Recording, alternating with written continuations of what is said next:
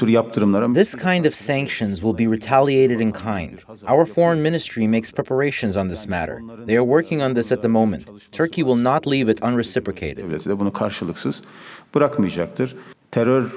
Our president said very clearly and openly that a country that carries out an anti-terror operation will not sign a ceasefire with a terrorist group.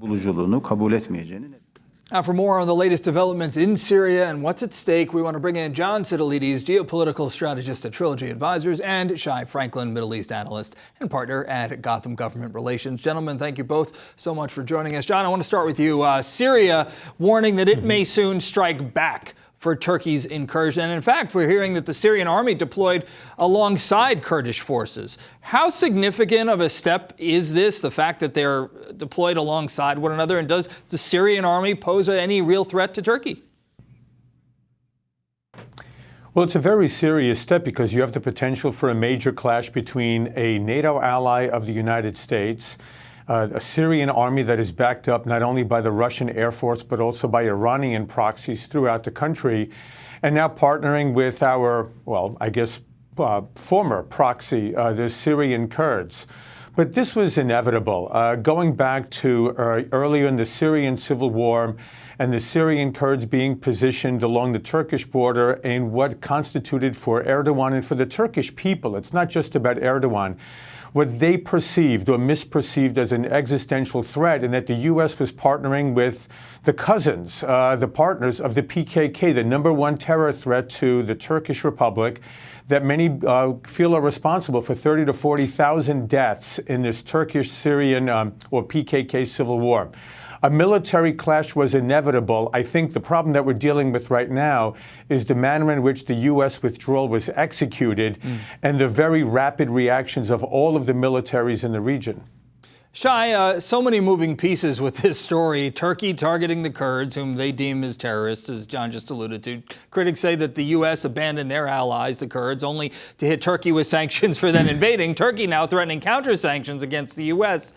Do you think that Erdogan, despite his refusals, would agree to some sort of a ceasefire? And if he would, what circumstances would there need to be in place? I think Erdogan will agree to a ceasefire once he's achieved his objectives, which is basically decimating the Kurds. And it's not really a matter of what the United States wants. It's a matter of how far can he get forward before he comes up against the Syrian line. He has no interest in having a real battle with the Syrians and with their proxies. But he will, and actually with Iran's proxies as well. So because they've all achieved an agreement. They've been having summit meetings over the last couple of years, waiting for some kind of mishap to happen. I don't think anybody expected there would be this unforced error. So American deterrence is gone because deterrence is based on backing it up with something. Once you make threats and then you back down, making new threats that are actually lower than the original threats doesn't get you anywhere. So it's really up to the forces on the ground now. That does not include the United States. John, Shai just said American deterrence is gone. What do you think can be achieved by Vice President Pence and Secretary Pompeo traveling to Ankara? Well, first of all, I think the degree to which American deterrence is gone is a willful act by this White House. Look, they are looking beyond the Middle East. And President Trump, when he was a candidate and now 2.5 years into his presidency, has made very clear he has very little use for what he sees as these quote-unquote endless wars in the Middle East.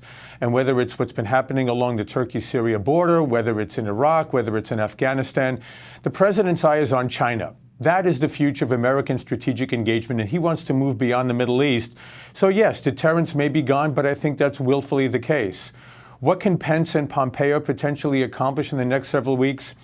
Well, I think, first of all, to make sure that there is as little humanitarian catastrophe against the Syrian villages, the Syrian Kurdish villages in the area in which the Turkish offensive is taking place.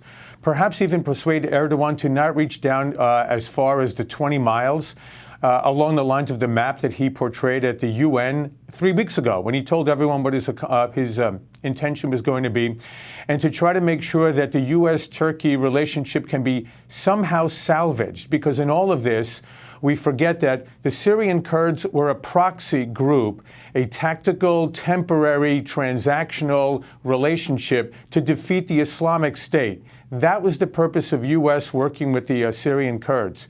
Turkey is actually an ally, even if it's just nominally right now. But that relationship hopefully can somehow be salvaged. Shai, let's talk about the mixed messages that the president is sending here. First, hitting Turkey with some sanctions and calling for a ceasefire, sending, as we said, the vice president to see Erdogan. But today he said that the whole thing is really between Turkey and Syria. He said it's not our border. So how should the mixed messages be interpreted here? I think we can run in circles trying to interpret the mixed messages. The more mixed messages we have, not only do we have less deterrence, we have less credibility.